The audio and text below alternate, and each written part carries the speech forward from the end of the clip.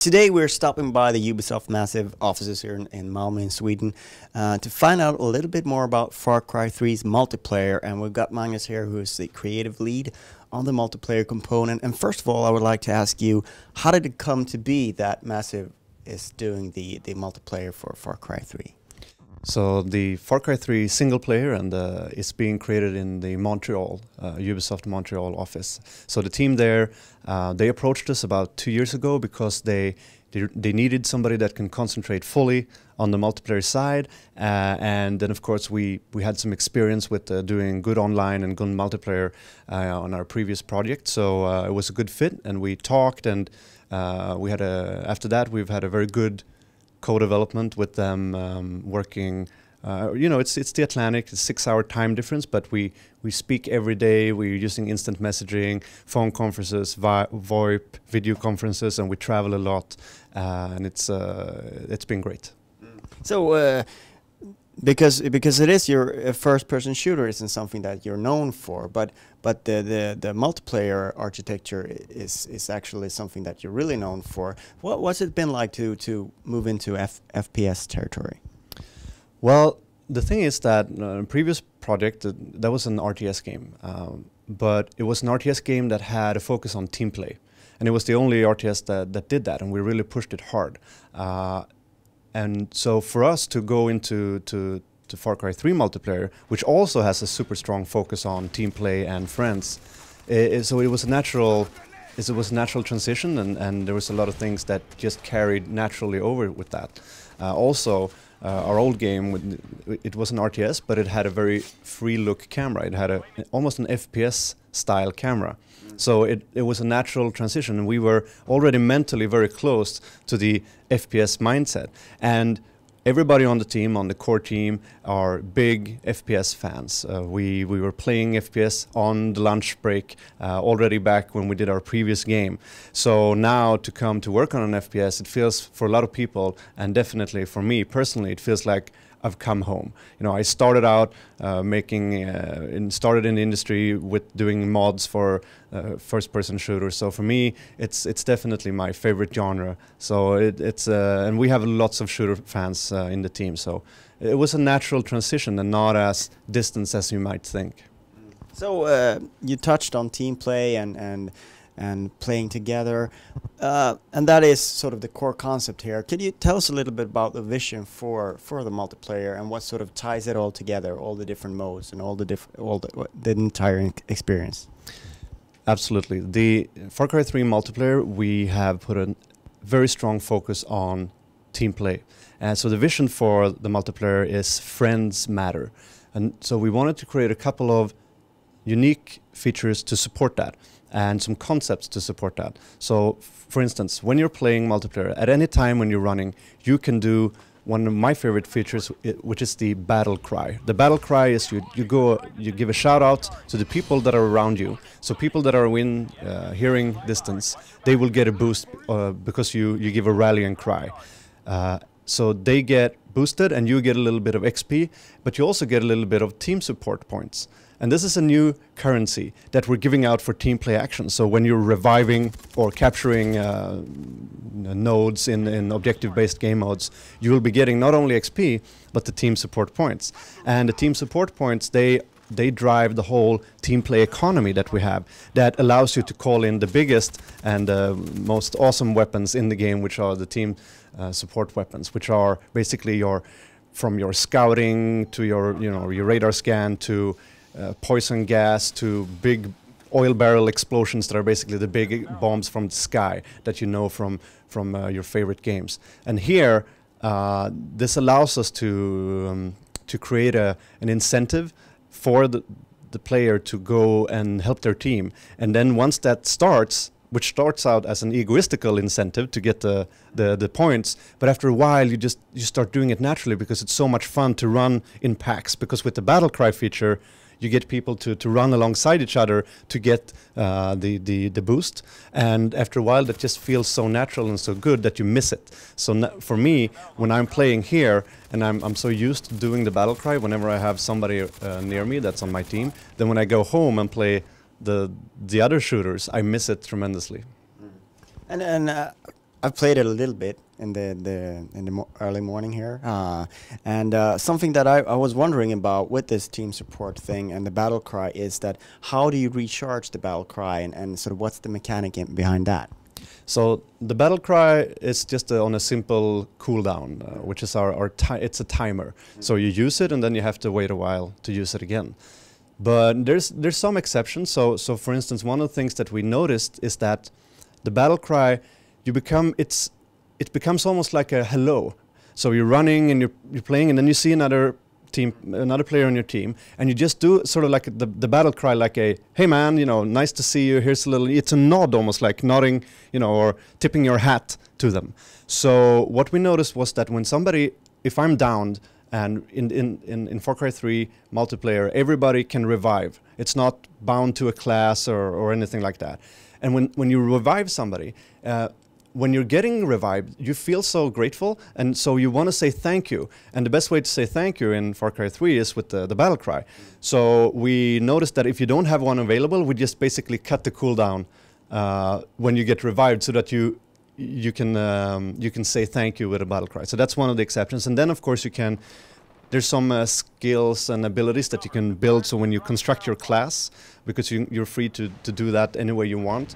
I think we're planning to have some abilities that cut and affect the cooldown. But yeah, basically it's on a timer. So and what kind of benefits do you get from the battle cry? Could you expand a little bit on that? Well, we have a range of battle cries, and you are free to pick when you construct and build your class. So for instance, we have proactive battle cries, which is a health boost. You just get a little bit more, you increase your max health, which is good too. So when you're running with your friends and you want to do that before entering into battle. But then we have sort of like what we call the emergency heal, which is whenever you do that, everybody around you instantly have a little bit of health added to them, which is it doesn't go above max. So if you're just not in a combat, it won't do anything. So that one you'll want to save if people are hurt by grenades, or if you end up in sort of like suppressive fire coming in and some people get hurt, you want to do that, and you can instantly bring somebody up and prevent them from dying. So that's something that is a reactive. And then we have, so there's two different kinds of health. And then we have some that increase your speed and things like that. So there's a wide variety of boosts that you can give people with the battle cry. Some are just for now, and others last until the interview die, basically. Yes, so some are used up and some are effective all the way. And so one of the things is that if you're playing with a friend, so you're in a party and it's not an acquaintance that you haven't met, but actually a friend. What you want to do is you want to talk to him and get him to equip something that will help your playstyle. So what I really like is, so I play with shotgun, and shotgun has a big weakness, which is the long reload time. So if I can get somebody with a haste battle cry that makes me a little bit quicker at reload, so I try to convince him. So it makes me want to communicate with my friend and get him to build the class to suit me, which I think is really cool. And I think that's something that we're really terrible at when we're sitting in a playroom like this. Journalists, we don't communicate; we just run and gun. And I could really tell that once you really got some team play going, it really helped the entire experience. At Massive, we are very well aware of the reality of the real online world. So for us, it's super important to create a game that is fun, even when you have strangers that do not cooperate at all. I mean, the game has to be super fun and super easy to play and work just when you have people that are not caring about the team play. But so in all of our features, like the battle cry or the revive, with the team play economy that we're giving people an incentive to start, that's what we want to do. We want to take people that are perfect strangers and that don't know each other, and then we want them we want to encourage that and sort of give an incentive for absolute strangers to start helping each other. So that's the whole point with the vision, is that yes, it doesn't collapse. The game is not boring if people aren't team playing, but it gets even better if they do. So it's built to scale and work in real world scenarios of just connecting to a random server with random strangers, because to be honest, that happens a lot. Yes, sometimes you have the opportunity to have a friend online at the same time, but it's not always there. So we wanted to make the system that can really scale.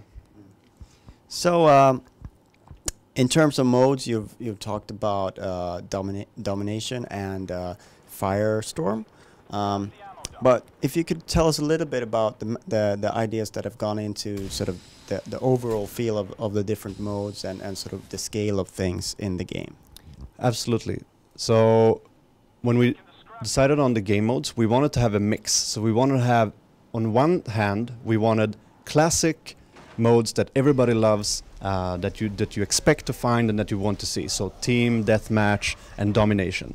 And domination is a fantastic game mode. It was the core game mode of our previous game, even though that was an RTS.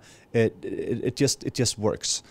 But we also wanted to add some innovation, and that's where we added Firestorm, and that's where we could bring in fire. Is a component that you expect to see in Far Cry. Fire was big in Far Cry 2, and in Far Cry 3 we're bringing flamethrower back. We're going to have Molotov cocktails, but we're also bringing the game mode Firestorm, where fire really affects. It's not just a cosmetic. It's actually the map. You know, it goes ablaze. Fire start up, and suddenly, you know, it changes the flow, and so the gameplay is affected by the fire. So for us, it was an ability to do something that's really new and innovative, but also add something that is truly Far Cry, which is the very non-military and very raw and gritty feeling that comes from fire. And what sort of ideas have gone into creating the maps? I know that all maps will be playable in all modes, but what kind of ideas do you have to sort of design the maps? Well, we've tried to create maps that within them have a nice mix of long-range engagement and mid-range and close quarters, and that have some vertical changes, and you can shoot from above and tunnels going below. But also we want to have a spectrum. If you look at all the maps and see, okay, we have some that are in the jungle, we have some that are along a beach, we have some that is inside a village, and some that's in a temple, etc. But the interesting thing here is of course that with the in-game editor that is making a return in Far Cry 3, players will be able to decide for themselves and test, okay, what do we want to do? What's our favorite type of map? So if there's something that we've missed or we just didn't think of, the community will step right in and fix every place where we messed up. So it's going to be really interesting to see what they choose. And what we've done with the in-game editor for Far Cry 3, we really wanted to improve the way that if you rate maps, you play them, the way that they are handled on the servers, so that we can take a map that's really good, and it's my dream that's eventually one map will become so good that we can just put it next to the official maps on the rotation, so that a newbie that starts the game can potentially end up on a user-made map as the first map. And that's for me, it's not a question of if, I think it's a question of when. But of course, we also want to make sure that a really experimental first try map is not something that a new user is exposed to. So making all those systems really bulletproof is something we're spending a lot of time on.